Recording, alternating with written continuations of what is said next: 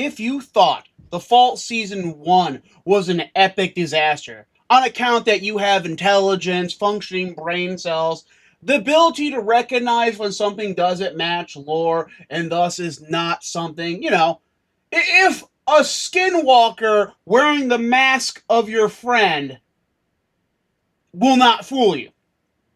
If you have that evolutionary ability, then you knew that season was a train wreck and you're not a tourist. Season 2 is going to be even worse, and your boy ain't going to watch that to tell you how bad it is. Look, I don't need to stick my dick in a blender to know that that's not a good idea. Some of you may need to stick your dick in a blender to know sticking a dick in a blender is not a great idea. That's on you guys. That's not on me. But dig this. This is the epitome of how dog water is going to be. Fall Season 2 won't pick a canon. New Vegas ending. 15 years down the line, every faction might think they won. Okay, we'll get into how stupid that is after we look at the quote. Fall Season 2 executive producer Jonathan Nolan said that the show had deliberately taken the fog of war approach to picking a canon ending for the original game. He seems quite pleased with the choice, calling it an absolutely brilliant way to make a bit of an end run around the whole question. In other words, 15 years after New Vegas, when Fallout's second season takes place, everyone is kind of convinced they won. We had the delicious ideal that at the end of the conflict, 15 years down the line, every faction might think they won. Which I think has a bit of a poetic quality to it. We wanted to try as much as possible in our show to honor all gamers' experience. No, you didn't. You guys are just talentless hacks. Sorry, had to interrupt myself there. And all the choices they might make as they play the game. Add the co-showrunner Geneva Robertson DeWarrett. So we always wanted to avoid trying to make one canonical ending into the ending that led to the events of the show. Okay. This is the equivalency of saying that 15 years after World War II, everyone thought they won. At the end of Fallout New Vegas, there is a pivotal battle that would result in a huge chunk of the Legion's military being gutted. Literally gutted. Bunker Hill, if you choose the house ending, literally disappears within seconds. Not even a full couple minutes after. Okay, we stretch out a bit. It'll be like more than a couple minutes.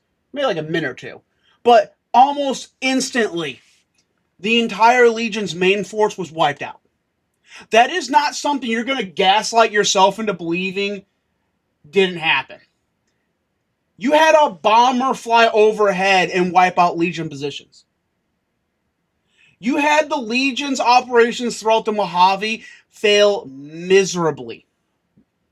You had the Legion lose key people, and these people are going to convince themselves that they won the war. Oh, and Deathclaws are going to take over the strip. Yeah, let me tell you how stupid that is. The Securitrons easily could have taken care of Deathclaws. It would be the tunnelers that should have taken over their strip. This is what happens when you let talentless hacks make a product. If the NCR takes over Vegas, they fix their ailing economy. Without Vegas, the NCR economically implodes and undergoes civil strife. But then again, this is the same people who forgot the NCR had more than one city. These people can't world build.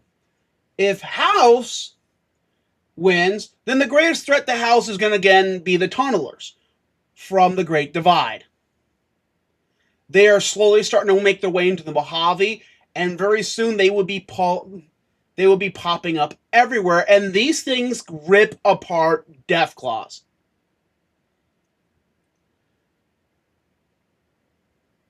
These people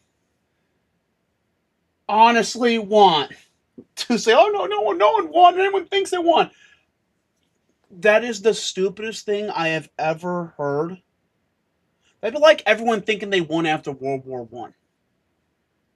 Name one war in history. I actually can name one, actually. It's actually kind of funny. So Ramses the Great, one of the best pharaohs of Egypt, Okay, so he lost the war, told I'm going to call them Parliament. They weren't called Parliament, the council, elders, whatever. He told them that, yeah, no, we won the battle. And because it would take so long to confirm that, they just went, yeah, okay, I guess we won the war. Neat. The other nation didn't want war.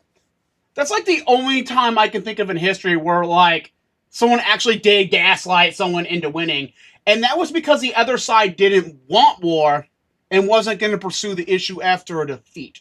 And that nation later thanked Ramses for bringing peace. Other than that, and maybe a few other instances, I'm sure history has repeated itself more than once. You're never going to be convinced 15 years later that you won a war you lost. You will literally lose people. You will lose influential people. You will lose resources. You will lose time. This is just the pinnacle of horrendous writing and world building. Todd Howard cannot world build. These people cannot world build at all. Starfield proved this. Season 1 proved it. Season 1, they put a vault in a location fully explored where there could be no vault. That's how stupid these people are. They forgot the NCR had more than one city. And then Todd Howard, who before season 1 was saying, oh, it was all his idea. And notice that Todd Howard is not coming out this season saying it's all his idea. You have the showrunners saying it's all their idea. Yeah, Todd Howard learned his lesson after he ruined his reputation with season 1 of the TV show. So after the season 1 came out, he did an interview where he said that, oh no, the showrunners did all these ideas. I never wanted to nuke the NCR capital. It was the showrunners that wanted to nuke the NCR capital. And this was after he said that everything in season 1 was his idea. This show is going to be an absolute disaster.